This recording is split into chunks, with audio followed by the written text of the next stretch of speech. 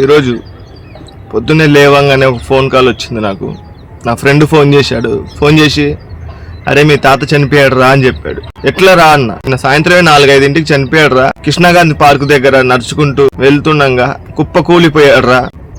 ఎండ దెబ్బ ఫుల్ తగిలింది. నిన్న ఎండ ఘోరంగా ఉంది కదా, దానివల్ల ఎండ దెబ్బ కొట్టి ఆయన తట్టుకోలేక కింద పడిపోయాడు. వాటర్ తాగట్లేడు, అన్నం తినమంటే అన్నం తినట్లేడు అని చెప్పాడు.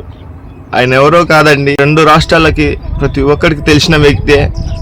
ఆయనే మన కుర్జీ తాత. కుర్జీ మడత పెట్టి అనే సాంగ్ మహేష్ బాబు గారు డ్యాన్స్ చేయడం, ఆయన సాంగ్ని తీసుకొని, ఆయన డైలాగ్ని తీసుకొని సాంగ్ రూపొందించడం నిజంగా ఎంత స్టార్ అనేది ఈరోజు తెలుస్తుంది. అలాగే మన ఉస్తాద్ భగత్ సింగ్, పవర్ స్టార్ పవన్ కళ్యాణ్ గారి సినిమాలో కూడా పవన్ కళ్యాణ్ గారు కుర్చీని మడత పెట్టి అని చెప్పేసి కుర్చీని పట్టుకొని ఆయన డ్యాన్స్ చేయడం చూశారు కదా అందరూ. నిజం చెప్పాలంటే ఒక మాటలో కుర్చీ తాత అనే వ్యక్తి చాలా మంచి వ్యక్తి అండి. ఎందుకంటే వారం రోజుల పాటు నా ఇంట్లో ఉన్నాడు, హైదరాబాద్లో నా రూమ్లో ఉన్నాడు. నేను తీసుకెళ్ళి తాగుతున్నావు, తాగొద్దు తాత, నువ్వు మంచిగా ఉండాలి, ఆరోగ్యం బాగుండాలి, నువ్వు ఆడపడితే ఆడ పడుకుంటున్నావు, చాలా ఇబ్బంది పడతావు తాత, ఎవరు చూస్తారు చెప్పు మనకేమైనా అయితే అని చెప్పేసి నేను చాలాసార్లు చెప్పడం జరిగింది. ఆయనకి ఎన్నోసార్లు నేను భోజనాలు తీసుకొచ్చి పెట్టినా కూడా తినకపోయేటాడు పాపం. నిజం చెప్తున్నా, ఎన్నోసార్లు నేను బిర్యానీ తెచ్చినా, అన్నం తెచ్చినా, ఆయనకి ఏది నచ్చితే అది తీసుకొచ్చేటోడిని. ఏది తెచ్చినా కూడా నాకు అన్నం పోదు మనవాడా, నాకు పోదు బెట, నాకు ఒక 90 తెచ్చి అని అడిగేటోడు.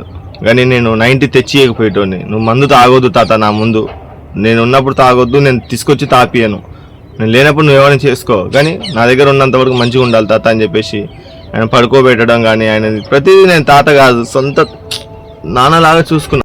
చాలా మంచి వ్యక్తి అండి. ఆయన ఏదో మీడియాలో వచ్చి, మీడియా ముందు వచ్చి ఎవరిని పడితే వాళ్ళని తిడుతున్నారు అని చెప్పి ప్రతి ఒక్కరు ఆయన తిడుతున్నారు కానీ ఆయన కావాలని తిట్టే వ్యక్తి కాదండి.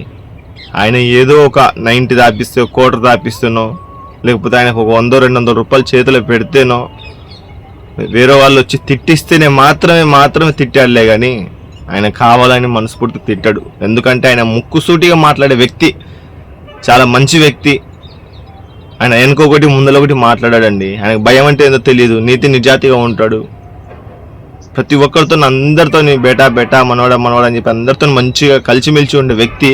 ఈరోజు ఆయన లేడు అని వినంగానే నాకు మనసు మొత్తం ఎట్నో అయిపోయింది. నిజం చెప్తున్నా, ఆ బర్త్డే ఉందంటే పరిగెత్తుకుంటూ వచ్చేసాడు నా దగ్గరికి. మీరు కూడా చూసే ఉంటారు ఆయనతో వీడియోలు కానీ, ఫొటోస్ కానీ. చాలా చేశాడు పాపం.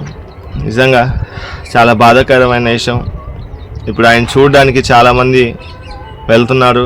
చాలామంది నా ఫ్రెండ్స్ కూడా ఫోన్ చేసి చెప్తున్నాను, వెళ్ళండి రా, చూడండి రా, నేను చాలా దూరం ఉన్నా, నేను రాలేకపోతున్నాను అని చెప్పేసి నేను కూడా చెప్తున్నాను. కాబట్టి ఎవరైనా చూడాలి అనుకునే వాళ్ళు, వెళ్ళాలి కలవాలి అనుకునే వాళ్ళు తప్పకుండా వెళ్ళి కలవండి. అలాగే ప్రతి ఒక్కరు, ఇప్పుడు ఎండలు చాలా ఉన్నాయండి, 41-45 డిగ్రీలు ఉంది ఎండ, చాలా ఇబ్బంది పడుతున్నాం. మన కుర్రోలో మనమే ఎండకు తట్టుకోలేకపోతున్నాం. అలాంటిది మరి వయసు అయిపోయిన వాళ్ళు ఎలా తట్టుకుంటారండి, పెద్ద మనుషులు. కాబట్టి ప్రతి ఒక్కరూ మజ్జిగ, వాటర్ తీసుకోండి. మన కుర్రోళ్ళు కూడా కానీ జాగ్రత్తగా ఉండండి ఎండకి అని కోరుకుంటూ, నేను మీ ఎస్కే భాష మూవీ ఆర్టిస్ట్.